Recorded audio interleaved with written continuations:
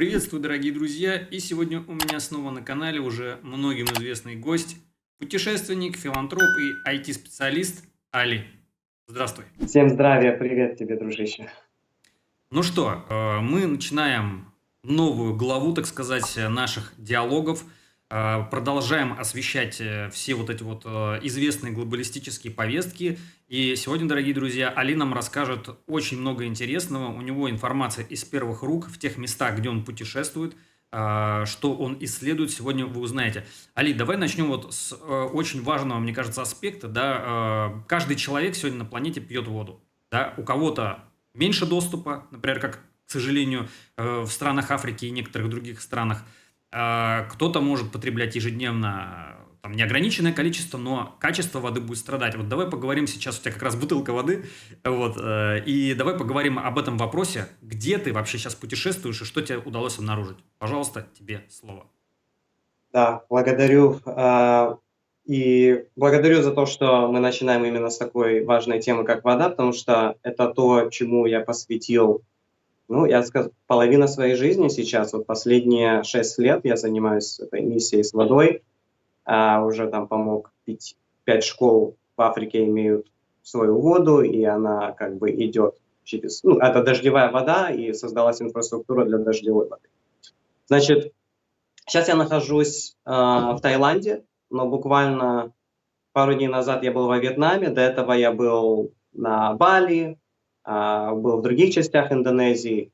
И что я замечаю? Я замечаю то, что вот те места, которые сейчас очень сильно, очень туристические места, допустим, тот же самый Бали, куда всех загоняют как стадо, там воды как бы, сам по себе Бали богат водой. То есть очень много воды, очень много рисовых полей, но вся вода загрязненная.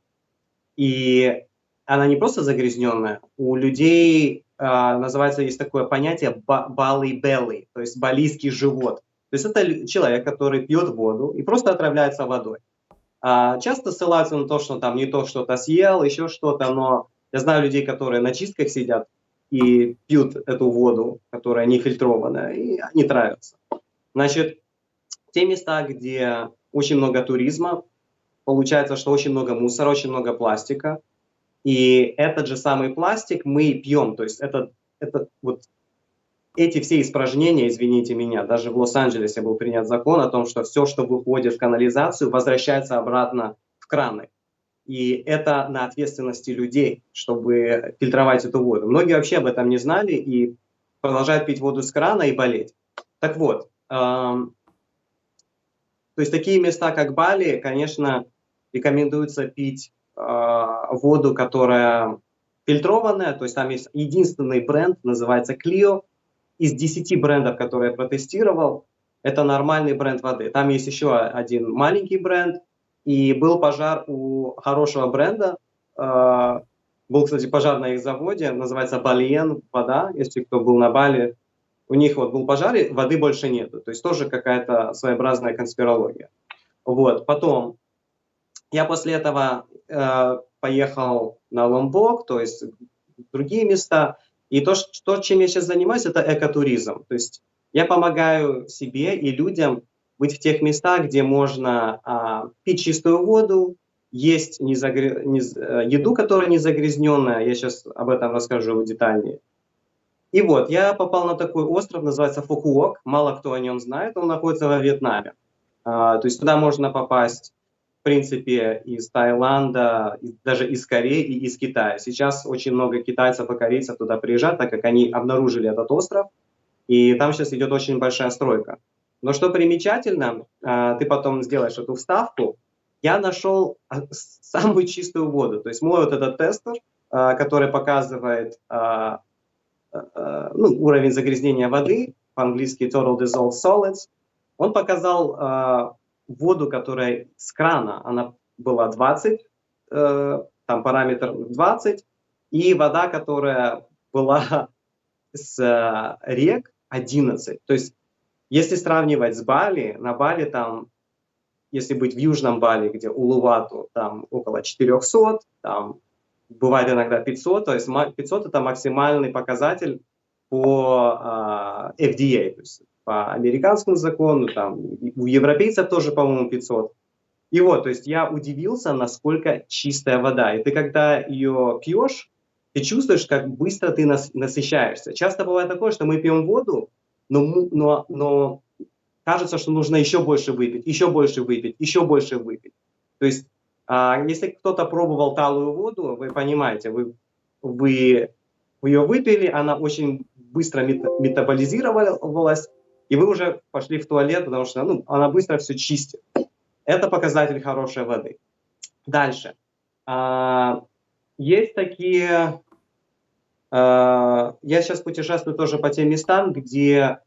Вот все знаете такой фрукт, как банан, да? Вот банан. Вот, кстати, банан, который является один из самых древних бананов. То есть вот это предок всех банан. Почему? Потому что у этих банан есть еще такая косточка. Это единственные бананы на нашей планете, у которых остались косточки. Вот. Этих банан вообще на планете практически не осталось. Их уже нет в Африке, потому что все идет на коммерциализацию. Вот. И я чем сейчас занимаюсь? То есть я добываю все эти зерна и сажаю деревья там у себя на родине в Танзании. Вот. Таким образом мы как бы восстанавливаем природу, фауну и двигаемся вот к этому направлению, потому что коммерциализация просто уничтожает все. У нас очень мало воды, то есть самый большой источник воды, допустим, в Южной Америке, в Боливии, принадлежит семье Бушей. Вот. То есть, чтобы вы понимали, почему определенные земли сейчас выкупаются, это из-за воды. Сейчас тоже в США идет большая битва про, называется, national lands, национальные вот эти земли, которые государство, там, я не знаю, кто кого прессует, то ли Трампа прессует, то ли там, глобалисты, я не знаю, кто в этом замешан, но задача глобалистов как можно больше распродать этих земель другим глобалистам, вот, и запустить это под свой конвейер. Что интересно, одновременно был принят закон про Big Beautiful Bill 4 июля, как раз День независимости, где Трамп, в принципе, наложил вето на все вот эти солнечные панели, то есть на всякие дотации, скажем так. И мы возвращаемся к нефтяной добыче все больше, мы возвращаемся к газ, вот этот natural gas и так далее. То есть сейчас Америка идет по направлению, если, допустим, вот я как человек, который жил в Калифорнии, очень долго там работал и так далее, мы готовились к тому, что к 2030 году всех будут пересаживать на электромобили. То есть был принят мандат. И сейчас на федеральном уровне этот мандат был отменен. Почему? Потому что нужно давать рабочим, места рабочим, как в коммунизме было, да, вот Трамп хочет, чтобы было больше рабочих мест.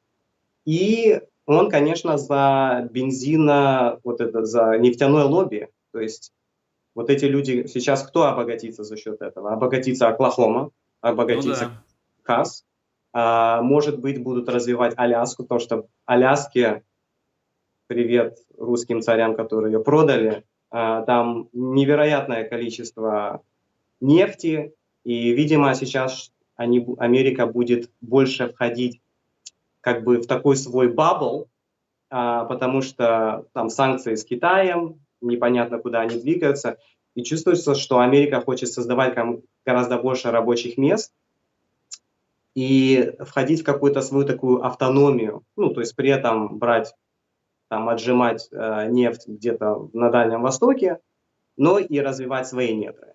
То есть это вот касательно вот воды, экосистемы. И плюс нужно разозлить индейцев, потому что индейцы там живут на территории Дакоты, там тоже очень много нефтяных скважин, и постоянно идут протесты, чтобы не добывать нефть, потому что это святая индейская земля. Этих индейцев тоже спонсируют фонды Сороса, там демократические фонды, потому что они хотят продвинуть повестку вот этих ветряных мельниц и так далее, чтобы, ну, так называемый renewable energy, чтобы как можно больше штатов они делали, ну, такой тип энергии.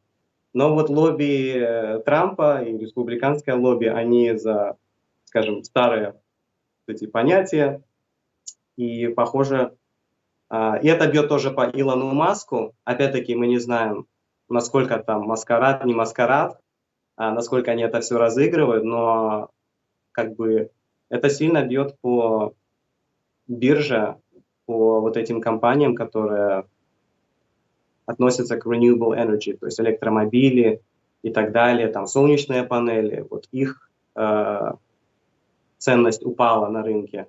Поэтому будем наблюдать, это очень тоже интересное время. И второй момент, или там третий, уже не помню, хотел затронуть по поводу русского интернета. Я же когда-то в своей прошлой жизни, больше 10 лет назад, когда я работал в Apple, я отвечал за русский App Store, был цензором. И моя задача, задача нашей команды была ограничивать ВКонтакте, ограничить Одноклассники. То есть мы находили такие предлоги, там, ну, распространяется порнография, ну, бесплатная музыка. Ну, понятно, что там авторские права и так далее. Но я хочу сказать, что вот эта война против русского интернета Западом, она длится уже очень-очень давно. И когда я был внутри компании, когда я работал, вот я сейчас просто смотрю на это все и понимаю, насколько русский интернет все время стремился к свободе. То есть вот сейчас, если посмотреть какую-то трансляцию футбола, тенниса, в западном мире нужно везде платить подписку. Вот так найти бесплатный какой-то источник там, на YouTube, это вообще невозможно. А в России есть ВКонтакте, где все это можно загрузить. У тебя есть свои комментаторы, которые накладывают свой голос на американских там или британских комментаторов. И можно посмотреть любую игру, любой спорт. А во многих странах это вообще все запрещается. Поэтому, конечно, всем советую иметь разные сервисы. Есть там Ты имеешь в виду какие-то... средства обхода всякие интересные, да? Да, средства обхода, да. Средства обхода. Обязательно, чтобы все, кто смотрит это видео, допустим, в Телеграме, вот я сейчас продолжаю в эту же тему. Я был во Вьетнаме. Во Вьетнаме не работает Телеграм. Вот. И да, вот кто-то мне говорит, да, это там конспирология. Я открываю интернет и читаю на вьетнамском сайте, что мы блокируем Telegram, потому что они не сотрудничают с нашими властями. И получается, что мне, чтобы зайти в Telegram, нужно было сначала подключиться к VPN, потом найти, у меня есть прокси, я могу потом оставить комментарий. Я включил прокси, и только через прокси работал мой Telegram. То есть получается, что я был без Телеграма там какое-то время. Вот. Потом на Бали и вообще во всей Индонезии отключили полностью Reddit. Вот. Поэтому для меня тоже вот эти путешествия, они важны для того, чтобы понять, в каких странах еще эта иллюзорная свобода нам доступна. Потому что есть даже рейтинг интернет-ограничений, можете посмотреть, Internet Censorship Rankings, так называемый. И там вы увидите, какие страны ограничивают больше, какие меньше. Вот в странах Юго-Востока меньше всего там ограничивают Филиппины, вот, и где-то там Таиланд, ну а потом уже все остальные, там Камбоджа, там, Бирма, Мьянма и так далее. Вот. Ну, Сингапур еще не ограничивает. Сингапур как бы очень развитый. Ну, там все равно они контролируют изнутри. И дальше вдогонку по поводу предыдущего видео, где был у вас предыдущий собеседник, по поводу этих вышек, которые настраиваются, эти 5G, это, в принципе, если будет обрубаться интернет везде, как такой эксперимент. Мы когда работали в Apple, у нас была система на тот случай, когда, если падает везде интернет, у нас был свой интранет. То есть у нас был свой внутренний интернет. Он без интернета работал. Ну, эта сеть работала без интернета, получается. Да, она работала без интернета. Это так называемый, как у там Шварценеггера, Skynet, я не знаю, то есть там свой какой-то О, интернет. кстати, вот помнишь, Али, часто вот комментаторы пишут, значит, под видеороликами, не только у меня, но и у других тоже, по поводу того, что а как же глобалисты будут вот эту всю систему реализовывать, если интернет будет вырубаться и блокаут будет? Вот, пожалуйста, вам ответ. Да, да, так в том-то и дело, что создаются альтернативные системы интернета. То есть как таковой интернет, он есть, то есть провода никуда не уйдут. Кстати, если кто не знал, все эти провода, они вообще под водой находятся там, километры под водой. То есть Или я не... нейролинк Илона Да, Маска вообще в небе. да, то есть там, как говорится на английском, as above, as below. То есть все, что под низом, то и наверху. То есть там есть интернет, и там есть интернет. Вот. И вся инфраструктура была налажена, и просто можно экспериментировать с людьми, просто либо полностью обрубить, либо так по чуть-чуть, вот посмотреть, как работают определенные. У них же планета разделена на определенные вот кусочки. Вот они там проводят эксперимент с погодой там в Испании, или там с тем же самым блокаутом в Бали, был там блокаут интернета, не знаю, полдня. И вот такие эксперименты просто проводятся, просто смотреть, как вот это стадо, да, как они смотрят на планету, как вот это стадо взаимодействует и как можно его дальше тренировать, так называемый conditioning. Вот. И я когда работал в корпоративном мире, я это все увидел просто, вот, допустим, во время ковида, ой, можете это запикать, короче, во время этих локдаунов в наши телефоны были вшиты трекинги на вот этот самый К-19. Каждый Android, каждый iPhone это было вшито, это невозможно было избавиться от этого. То есть они могут и там была тоже часть программы была, если есть у вас программы, которые которых их не устраивают, они могут удалить это с вашего телефона. Поэтому если кто-то есть из людей, кто реально программист, есть такие телефоны, называются de-googled phones, то есть это телефоны, которые не привязаны к сервису Google, это тот же самый Android, но он отвязан от сервисов. И там можно вообще отключить локацию, можно все что угодно отключить.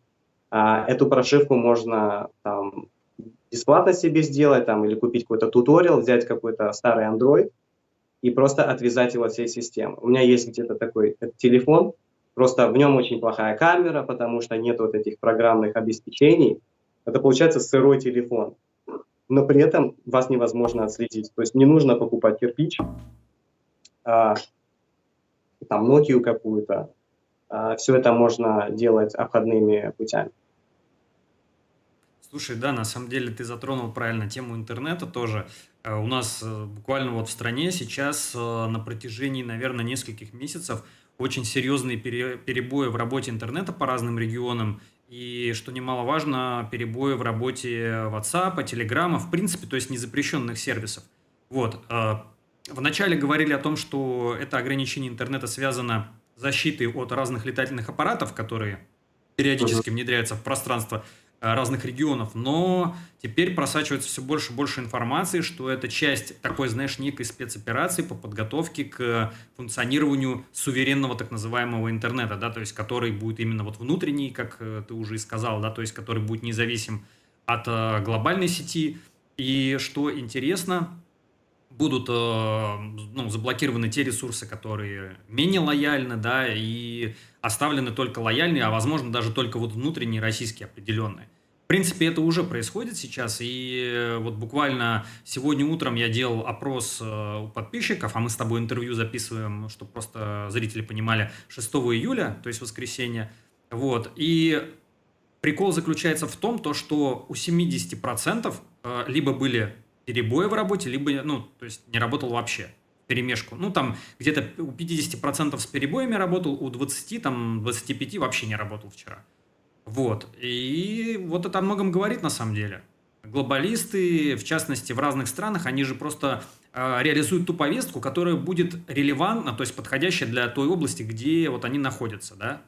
Вот, поэтому здесь мы наблюдаем такое ограничение. Али, а как ты думаешь, вот если затрагивать уже немножко другую тему, тоже связанную вот как раз с США, помнишь, недавно там были вот протесты, что сейчас с ними и что вообще, возможно, твои знакомые писали в тот момент, когда это происходило? Какая там вообще история была? Ну да, сейчас, кстати, одна из моих знакомых, там, короче, где аллигаторы, называется Everglades National Park. Это парк, где эти аллигаторы. Вот. И там протест иммигрантов. То есть, когда, кстати, я был во Флориде, там, без волос, лысый, без ничего, ко мне вот подходил латинос и говорил со мной на английском языке. То есть в Майами первый язык – это испанский, чтобы вы знали. Ко мне подходили, я говорю, я не говорю на испанском. И они на меня, короче, пунта пендего матерятся на испанском языке.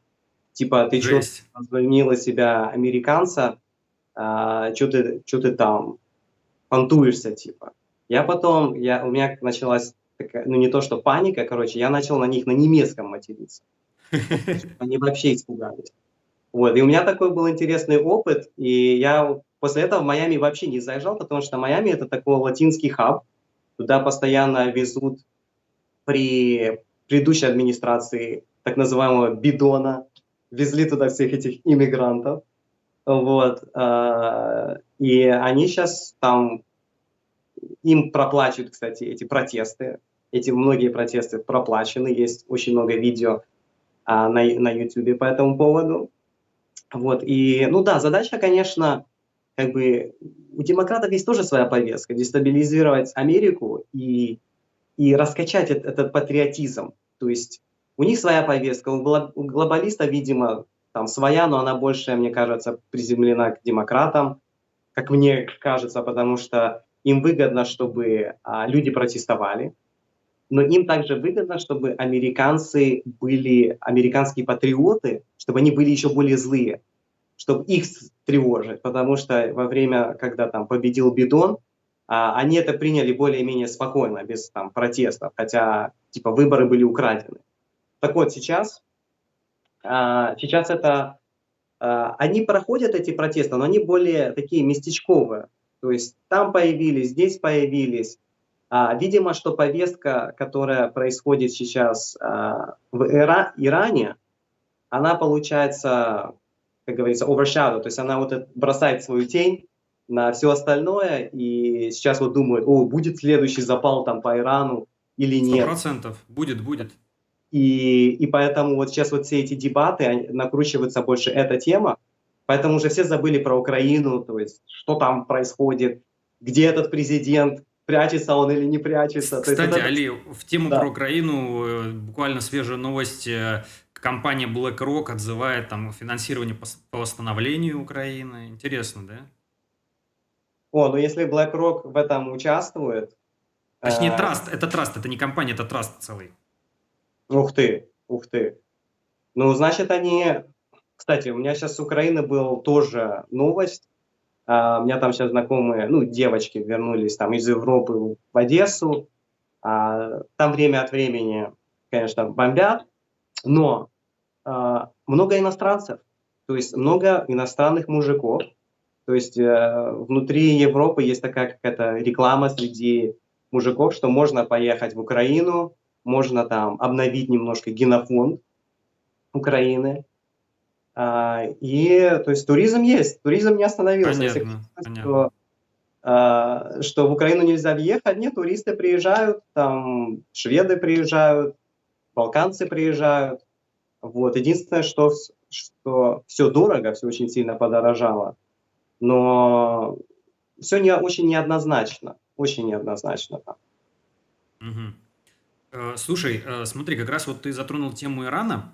Очень-очень такие, на самом деле, небеспочвенные слухи проходят о том, что вот сейчас, значит, вот это после 12-дневной вот этой вот заварушки, значит, они прощупали почву, во-первых, как вообще будет себя режим вести вот после этого. Плюс, как ты видишь, много было разрушений в Израиле, в том числе, который, собственно, инициативу и проявил, якобы там покушаясь на ядерное оружие, которое Иран уже 30 лет, там больше 30 лет разрабатывает.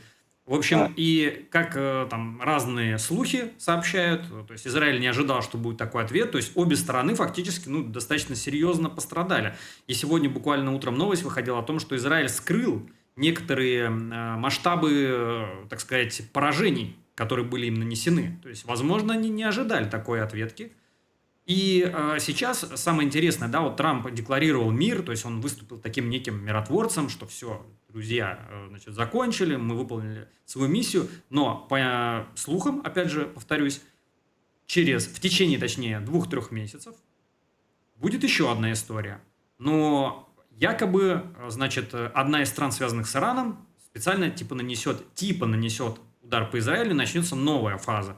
То есть вот если кто-то думает, что все закончилось на том, что произошло, это глубокая ошибка на самом деле. Вот. Что ты думаешь вообще по поводу Ближнего Востока сейчас? Да, это как затишье перед штормом.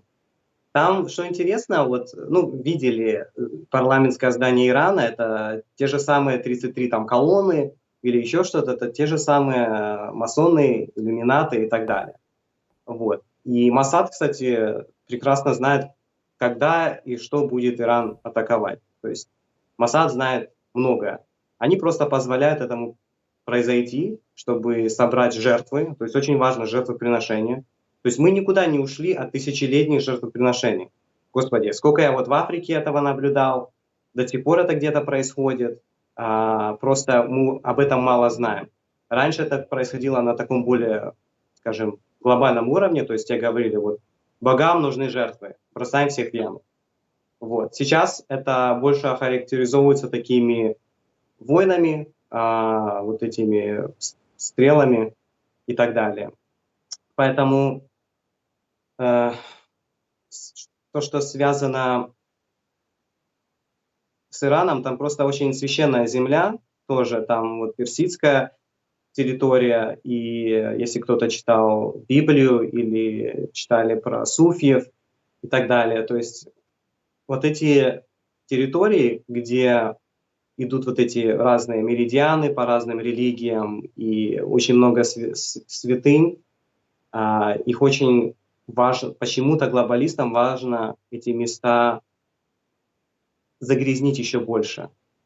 Если вы помните, вот я сейчас был тоже недалеко тут от Камбоджи, немножко отойду от темы, там есть Ангкор-Ват, такое очень мощное место, непонятно, что за цивилизация построила, то есть нам дают официальную историю, но я знаю, что там, может, даже не отсюда это были цивилизации. И вот мы видим похожую тенденцию по всему миру, и сейчас самый важный момент, возвращаясь опять к Ирану, сейчас Такер Карлсон записал интервью с лидером Ирана.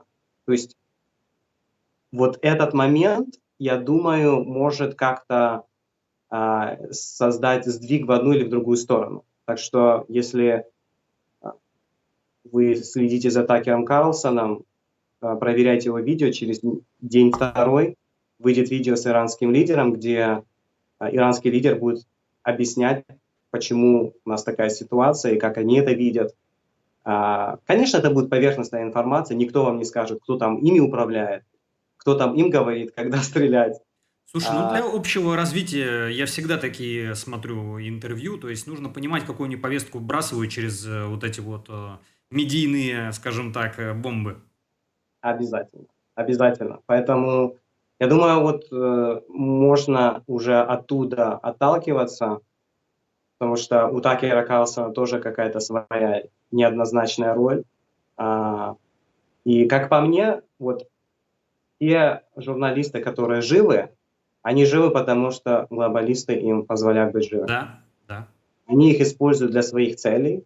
Может быть, дать какие-то там небольшие секреты, небольшие, вот, ну, скажем, темы для размышления, чтобы человек мог подумать и для себя понять, куда мы вообще двигаемся, потому что они тоже действуют по таким своим каким-то правилам, чтобы дать информацию немножко заранее о том, что будет происходить. Вот. Поэтому у нас все эти фильмы, там, «Симпсоны» и так далее, где много чего было предсказано. Я уже даже, знаешь, к какому выводу пришел, что тот же Алекс Джонс, почему он вещает, почему вещает Такер Карлсон. Мне кажется, знаешь, с чем связано? Вот смотри, Мгм. сегодня же просто тысячи, может даже сотни тысяч видеороликов на Ютубе от разных авторов, которые, ну, скажем так, разоблачают глобалистов, да. То есть, Да, по факту, эмбарго и запрет на распространение подобного рода информации, он уже снят глобалистами, потому что большинство людей все равно этому не верят. То есть да, даже тот материал, который там выходит у меня на канале, там на канале моих коллег, причем не только в русскоязычном, но и в мультиязыковом сегменте, то есть от этого большее количество народу не пробуждается. И глобалисты это понимают, и знаешь что, мне кажется, они говорят так, да пусть они развлекают народ, что? Эта информация вообще нам никаким боком абсолютно. А в официальных СМИ всегда можно дискредитировать того или иного персонажа и назвать его конспирологом тем же, да? То есть, мне кажется, с этим может быть связано, потому что информация, которую Такер, Алекс Джонс распространяет, да, она во многом, очень во многом правдива, но кардинально поменять исход того, что происходит, она не может, потому что все еще большинство людей это воспринимает как какую-то ерунду. 100%. Так и есть. Я думаю, что сейчас из-за переизбытка информации создается такая каша, что уже вообще непонятно то, что. Вот обратите внимание, насколько информация, которая нам попадалась 20 лет назад, допустим, что-то такое ужасное, мы это воспринимали очень близко, и мы об этом говорили. Это еще в деревнях наблюдается. В каких-то деревнях, если что-то небольшое произойдет, люди это обсуждают, потому что там у людей не так много информации. То есть у них нет вот этих телефонов, которые постоянно бомбят их. А мы, которые вот выросли в эпоху информации, нам уже любые ритуалы расскажи, любые жертвоприношения.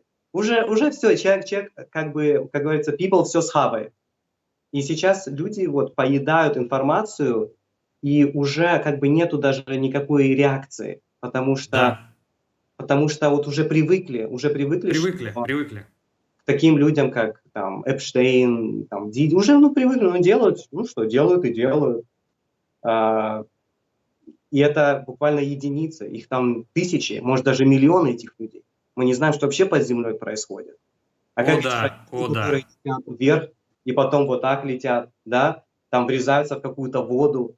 То есть люди на это смотрят, ну окей, полетела ракета, там какой-то там феномен произошел, ну и что? То есть уже, Ну и что ракета должна в космос полететь, а полетела куда-то, да, а, наискось. да-да-да. И получается, что, что при этом создается? Создается гиперинфляция, то есть цены взвинчены, и у человека просто нету времени даже реагировать на это все, потому что очень много Надо информации, кредиты закрывать, долги, нужно ипотеки. закрывать кредиты. Вот я сейчас общался со знакомой, с которой 10 лет не общался. Там за 10 лет все поменялось. Дети, развод и так далее. И надо платить, а особенно если это в США, господи, или в Канаде, там, в Европе, это же нужно отмечаться, нужно по системе алименты платить, нужно там 2 часа вернуть ребенка, чтобы там по закону все это было, там, от родителя к родителю. То есть человека заставляют постоянно думать о выживании и так, чтобы система тебя не отвергнула. Это еще ладно, это еще пустяки. В Китае хотят принять такой проект, где там уже есть социальный кредитный вот этот, Рейтинг. ну, рейтинг, да. Так хотят сейчас ограничивать интернет тем, у кого упал. То есть хотят давать другой доступ. Вы понимаете? То есть, а Китай — это модель нашей будущей дистопии, куда мы вообще уйдем, или утопии, я не знаю вообще уже разницу между этим. Уже все настолько все смешалось. Вот, поэтому и все упирается вот опять-таки в связь в интернет, потому что сначала людей нужно подсадить на иглу, а потом у них отобрать. Я, кстати, свой телефон перевел в режим grayscale, это черно-белый, чтобы очистить себя от дофамина. То есть получается, что мы все привыкли видеть в цветах, потому что мы заходим в социальные сети, и у нас этот вброс цветов. И особенно вот эти каналы, которые рекламируются, там очень много цветов. И если мы даже на пару дней переведем свой телефон в режим черно-белый, то мы увидим, что не сильно хочется и поглощать этот контент, потому что он уже какой-то такой не очень интересный, он не такой яркий. Вот. И вы понимаете, что время возвращается опять к себе. И вот это время для себя, это, наверное, это самый важный ресурс. И глобалисты борются за этот ресурс, поэтому они создали все эти технологии, чтобы выкачать этот ресурс. Выкачать это один, а два — это выкачать его в негативное русло, чтобы люди максимально говорили о тех вещах, что с кем-то несчастье произошло, чтобы усилить этот гавах так называемый, этот эгрегор, и чтобы люди в этом плавали. И получается, мы уже забываем о своих близких, о своих родных и о своих предках. Вот чем мне нравится находиться в Азии, это то, что вот эти люди, особенно у которых там мало что есть, там они на рынке работают, они уделяют время для молитвы. Вот я часто прохожу у прилавка, вот хочу купить там банан или еще что-то там, банан с семечками, и эти люди, они просто в этот момент просто молятся. Вот ты у него уже ничего не купишь. Он просто там сидит, зажег свечку и все, и пошел в свою молитву. Вот. И мы забываем просто об этом. Часто там медитация называется, молитвы. Мы просто забываем о этих 5 минутах, по крайней мере, перед сном или там проснулись, просто там поблагодарить, просто побыть собой, побыть в тишине. Вот. И в Точно. принципе, машина глобалистов работает на то, чтобы мы забыли себя. Да, да, 100%. И на самом деле это работает не только в мире взрослых, но и у детей сейчас создают такую, знаешь, гипернагрузку. То есть раньше, знаешь, как вот в нашем детстве, наверное, с тобой, когда там можно было погулять, да, еще, то есть мы какую-то часть времени большую на улице могли провести. То есть было, ну, на самом деле, всестороннее развитие, потому что еще там, ну, 90-е, грубо говоря, там 2000-е в начале, еще действовала вот эта вот все равно постсоветская система образования, которая была более правильной, на мой взгляд, чем сейчас, естественно. Поэтому мы еще знаем немножко, то есть мы люди 2 веков, можно сказать. То есть мы какую-то часть прожили в конце 20 века и какую-то часть вот уже в начале 21-го и понимаем, ну, что есть вещи, которые лучше брать оттуда, естественно, и понимаем, что вот эти деструктивные модели, которые сейчас навязываются, их лучше не использовать, да, то есть загружать там, допустим, детей в школе до посинения, чтобы они даже погулять не смогли. Поэтому ты действительно правильную вещь сказал, что у людей просто нет времени. А когда люди слышат какую-то сенсацию, ну для них что это уже? Он, пожалуйста, там, Пи Диди, тоже. Вся информация всплыла, там, Эпштейны и прочее, прочее. И сколько бы ни было разоблачений, для человека среднестатистическое это будет, ну и что, так это уже какой случай? Ну ладно, пойду куплю вон пивка, например, себе. Что, Да. нормально, да что ты, это же новости обычные. То есть, то, что раньше считалось домыслами конспирологов, теперь, несмотря на то, что вышло в реальное информационное поле, а люди просто привыкли к этой ситуации. Все. Мы наблюдаем полную дезориентацию и принятие даже у людей. Я не говорю сейчас про тех, кто смотрит там мой канал и другие. Я сейчас говорю про большинство. А большинство, к сожалению, вообще не выкупает происходящее здесь и сейчас. О да, о да. Не, потому что мы перестаем ценить, когда чего-то много. Помните, в Советском Союзе стояли в очереди, там было там 2 типа молока или там 3 типа хлеба. То есть был вот этот дефицит. Это тоже интересный эксперимент глобалистов, да, что ограничить доступ, создать дефицит, там, Советский Союз и так далее. И люди начинают больше ценить то, что есть. А получается, сейчас информации очень много, ее невозможно ценить. Как можно ценить информацию, когда ее очень много? Вот мне там сказали, вот это произошло. Я говорю, я уже это слышал, или я уже что-то подобное слышал. То есть уже все обо всем где-то что-то слышали. Вот серьезно, вот новой информации, по большому счету, ее как бы и нету. Ну там ученые, допустим, что-то там нашли. Но люди уже об этом тоже догадывались, что это есть. Вот я вам сейчас скажу, допустим, там вот есть мыло, которое естественное мыло. Его можно самому сделать и не мыться химикатами. Люди об этом знают, но люди об этом забывают. И моются химией, и получается потом кожа. И человек уже забыл вообще, откуда это все пришло, почему у меня кожа чешется и так далее. Потому что из-за переизбытка информации мы уже реально забываем, что и что. И просто очень важно иногда вот эта тишина. Вот я там был в ретрите, в темном ретрите, где сидишь в темноте 3 дня. И начинается вот эта чистка сознания. Вот. Или кто-то сидит в молитвах долгих, там, в пещере можно сидеть. И когда мы входим вот в эту чистку сознания, то нужно записывать, какие вообще реально приоритеты. Вот у меня, допустим, я после чистки, вот у меня есть беспроводные наушники, я взял в одно ухо, и у меня очень сильно заболело ухо. Я думаю, Господи, а многие люди вот в этом живут, они в этом спят, они ездят целый день на телефоне, и они уже не чувствуют этой головной боли. То есть уже атрофировались вот эти чувства, вот это чувствование, его уже нету. То есть вот этот момент, люди там боятся искусственного интеллекта, роботов. Надо сначала реально собой позаниматься, посмотреть, а не роботизирован уже ты сам, используя эти гаджеты, вот, не чувствуя там боль от чего-то. Вот, ну, это про осознанность. Поэтому хорошо все это пробовать. Мы сейчас реально живем, как ты сказал, у нас были 90-е, которая очень классная школа закалки. Наверное, самая лучшая для себя. Хотя меня там гоняли скинхеды детства, я помню. Но это была самая лучшая школа закалки. То есть, если ты это выжил, то уже можно все что угодно выжить. Вот все что угодно можно пережить. И просто нужно не забывать эту осознанность. И глобалисты очень знают, поэтому для них вот этот русский генофонд, эксперименты с русским генофондом, для них это высший приоритет. Ограничивать интернет через там русское государство, создавать какие-то конфликты на той территории, чтобы брат на брата шел. Для них очень важно, потому что европейцы уже все desensitized, то есть их уже все переформатировали. А Да. вот эти белые люди, Это они финалочка просто, да. Это да, финалочка. они не хотят, они реально не хотят. Они там, у них там смекалка, какие-то слова есть как смекалка, которых нигде в Европе нету. Ну Да, да.